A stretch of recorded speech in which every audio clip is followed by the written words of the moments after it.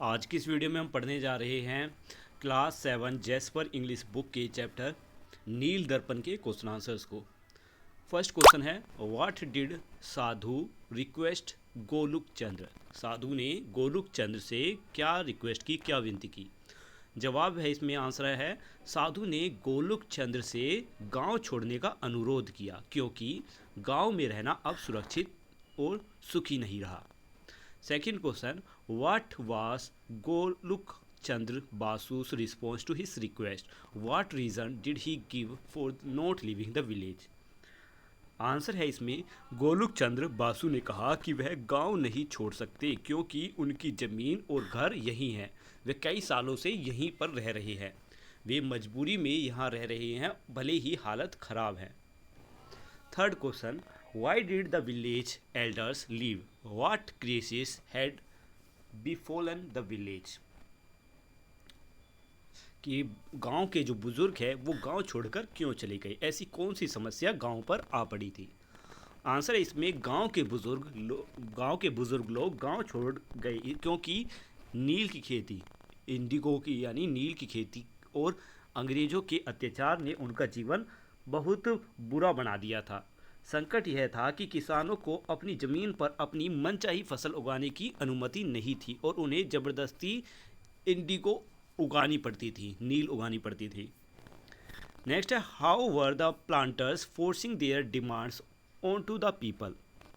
कि प्लांटर्स यानी जो ब्रिटिश जमींदार थे वह लोगों पर किस तरीके से मनमाने ढंग से अपनी डिमांड्स को पूरा कराते थे। आंसर है इसमें, नील के जो प्लांटर्स थे यानी ब्रिटिश लोग, नील के जो प्लांटर्स हैं लोगों को ज़बरदस्ती अपनी शर्तें मनाने पर मजबूर करते थे। वे किसानों को मारते पीटते थे, बांधते थे और उनकी ज़मीन और उनके जो सामान है उसका शोषण करते थे, उन सबको छीन लेते थे। नेक्स्ट है, what was Nobin's Madhab's request to the sahib? How did the sahib response to it? Answer is, Nobin Madhav ने ब्रिटिश साहब से कहा कि अगर वह उनके सारे आदमी बैल और हल नील की खेती में लगाते हैं तो बदले में बस उन्हें साल भर का खाना दे दे। साहब ने मजाक उड़ाते हुए कहा कि मुझे यकीन है कि तुम जानवरों का खाना नहीं खाते।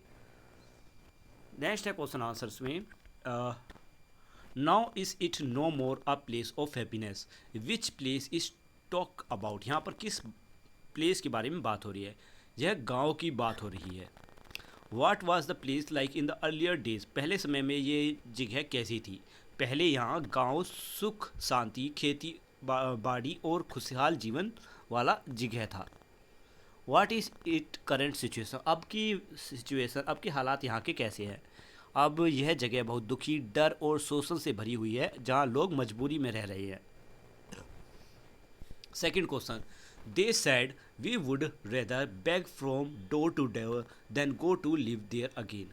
Question A, who is the speaker of this line and who is being talked about? इन लाइनों को गोलुक चंद्र कह रही हैं और यह गांव छोड़ चुके बुजुर्ग लोगों के बारे में है। Why do they not wanted to live in the village again? ये यहाँ पर जो दे वर्ड यूज़ किया गया है यानी गांव के बुजुर्ग लोगों के लिए, वो अब गांव में फिर वापस क्यों नहीं रहना चाहते? वे लोग, जवाब है इसका आंसर, वे लोग गांव में वापस नहीं आना चाहते क्योंकि अंग्रेजों के अत्याचार और नील की खेती की मजबूरी ने उनका जीवन नर्क बना दिया था। Question C, what crisis led them to leave the village? Answer is, नील की जबरन खेती, इंडिगो प्लांटेशन, इंडिगो की खेती और खाने के संकट ने उन्हें गांव छोड़ने पर मजबूर कर दिया। Third question, sir does the cobra shrink from biting the little child on the lap of its mother on account of sorrow of the mother? Who is the speaker of this line? Answer is Nobin Madhav, यह बात कर रहे हैं। Next है, what is the meaning behind this line? इस लाइन का मतलब क्या है? इसका मतलब है कि निर्दय व्यक्ति दूसरों के दुख से प्रभावित नहीं होते, जहाँ सांप किसी के दर्द से दया नहीं खाता। Next is, explain the situation where this line had been use. Nobin ने यह बात साहब से कही थी यह बताने के लिए कि अंग्रेज बागान मालिक किसानों की हालत समझने को तैयार नहीं है, चाहे वे कितने भी विनती करें। नेक्स्ट है थिंक एंड आंसर में, do you think Goluk Chandra Basu is equally trouble as Sadhu? Give example from the text to support your answer. क्या आपको भी लगता है कि गोलुक चंद्र बासु भी साधु जितना ही परेशानियों से घिरे हुए थे?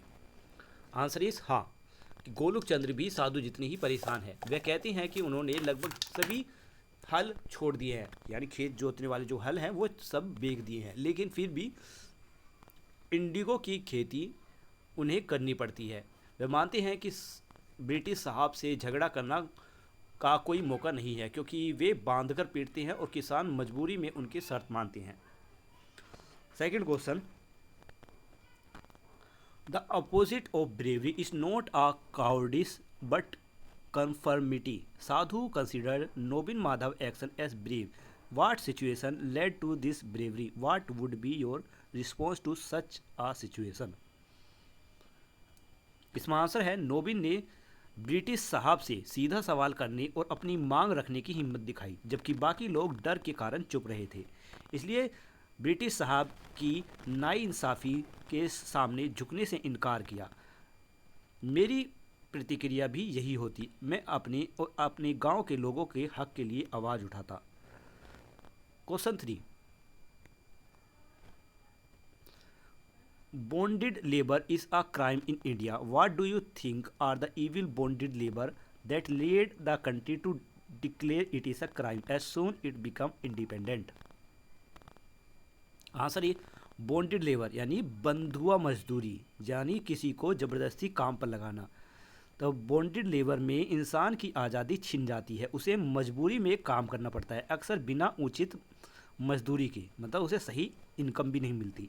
इससे गरीबी, शोषण और अशिक्षा और इंसानी गरिमा का नाश होता है।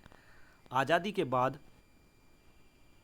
के बाद देश ने इसे अपराध घोषित किया ताकि हर व्यक्ति को आज़ादी और सम्मान जीवन मिल सके। तो यहीं पर ये वीडियो ख़त्म होती है। चैप्टर का एक्सप्लेनेशन पहले ही अपलोड हो चुका है, जिसका लिंक वीडियो के डिस्क्रिप्शन से मिल जाएगा। Bye bye.